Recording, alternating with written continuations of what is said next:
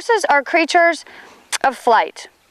Humans are not. So we're really two different sorts of creatures. And oftentimes people don't understand that.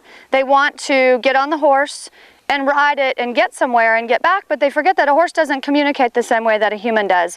A human talks, has intention and does things, but a horse is really a creature of responsiveness. It's a creature of flight. So if a horse is worried, he needs to move his feet. When a human's worried, they need to stand still and have shelter. So there's really just two basic differences between the way horses relate to the world and the way humans relate. And in my feeling, it's our job to really help the horse understand the environment we've created, the job that we want them to do, and give them the tools to be successful to do both. Often people come to me with young horses that they want to progress, or a horse that's been just green started that they want to take into a discipline. So what I really help them do is understand, first of all, that a horse can learn, and I like to teach the people how a horse learns. Additionally, I like to teach a horse how to learn.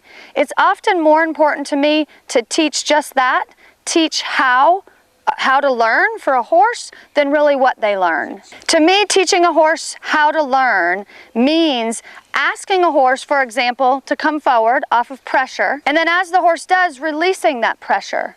Just very simple pressure and release. That's the language horses use between each other. A mare would put pressure on a foal or another horse by pinning its ears back and saying, "You need to move," and that horse would move. If the horse did not, the horse would more than likely follow through with a bite or a kick. So the same here. I'm going to ask this horse if she can move forward with pressure. If she does not, I might add another sort of pressure, and when she responds, I'll release. Again, I'll add pressure.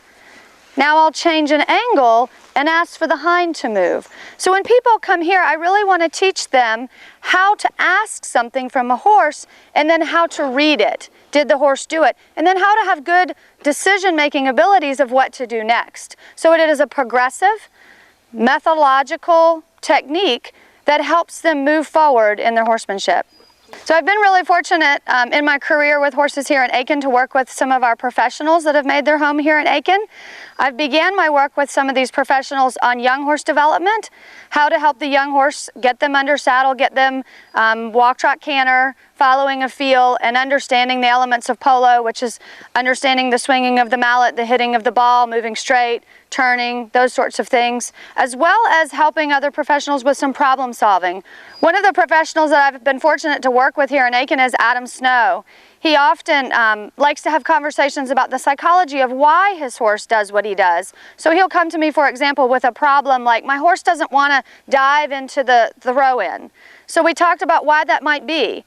And we broke it down into the fact that the horse felt claustrophobic in tight spaces, that the horse didn't have a lot of confidence around other horses, as well as moving objects. So I was able to help him set up some scenarios, both on the ground and in the saddle, to help the horse to understand that a tight space is an okay place to go. If not okay, actually exactly where we want to go, through an exercise called Hunt Up the Hole. We did that on the ground by moving the horse's feet, offering it forward as it chose that, rewarding the horse by doing nothing. Additionally, this spring I've had the opportunity to work with Team USPA, which is very exciting. This is a great group of young people that are really fired up about polo. Often these young people are given horses that are not polo ready, and their job is to not only make the horse into a polo pony, but also play really well on these young horses. So with these guys, it's been really fun to give them some foundational elements to help them understand that go, yielding of the hind quarter, and yielding of the front quarter are really the three keys that they need to help get that connection with the horse to be successful in polo. So there are three elements that I've been sharing with the Team USPA to help them with their own horses. The first one is go. I need a horse to come forward off of pole pressure. Simply go. Additionally, I need a horse, if I put pressure behind the drive line, which is the imaginary vertical line behind the front leg, my horse needs to go. Whether I'm sitting in the saddle and using my leg, reaching back and using a whip to say go forward, or I'm simply here on the ground and twirling. My horse needs to nicely move forward. Without go, in horses, you have nothing. The second thing you need to be able to do is influence the hind end. The hind end is where the motor is at. That's where the horsepower is. So by asking this horse with my body language as well as the rope, I can ask this horse to yield the hind end. A hind quarter yield is a very interesting tool. An analogy I like to give is it's very much like a clutch on a car. You're driving down the road, your foot's on the gas, you've got a zillion powers behind you, you push in the clutch, and no longer is the engine engaged to move forward. At the moment a horse yields the hind end, the horse is moving forward. When I yield the hind end, at the moment that that inside hind foot, inside to me, crosses under, there, that horse has no ability to move forward. Once that foot comes undone, it does. In the early teachings with Team USPA, I've taught them about utilizing the hindquarter for disengagement. Very quickly, once the horse understands that this means disengage, we can switch that to use it for engagement, for power.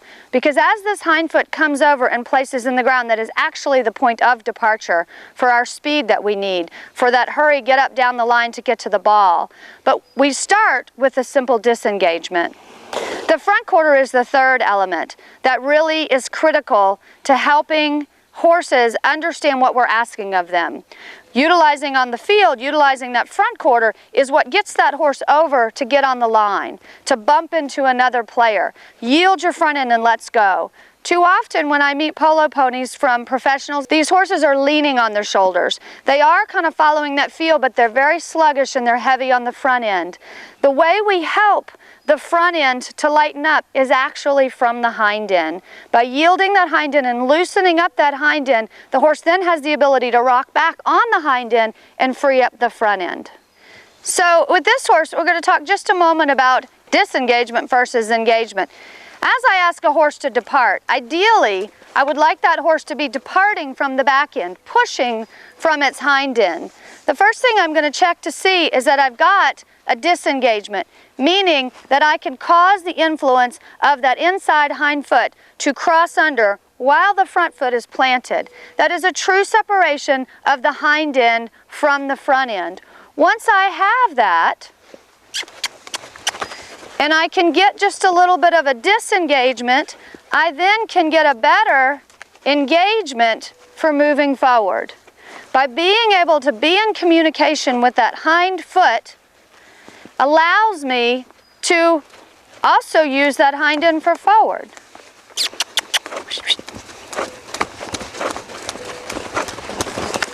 You can see here she's gotten heavy. She's about to fall down with that hind foot, pulling on me. So I'm going to work a little bit on softening that hind. Rescind. Disengage. As a horse hops, if you've seen twice now this mare, as I've asked her to yield her hind end, she has hopped. That is not a disengagement. That is some defensiveness and her being worried about what I might be doing to her feet. Ask her to speed up.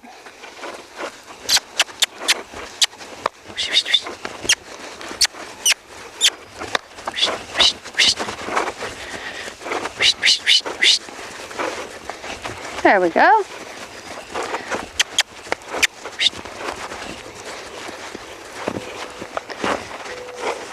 Thank you.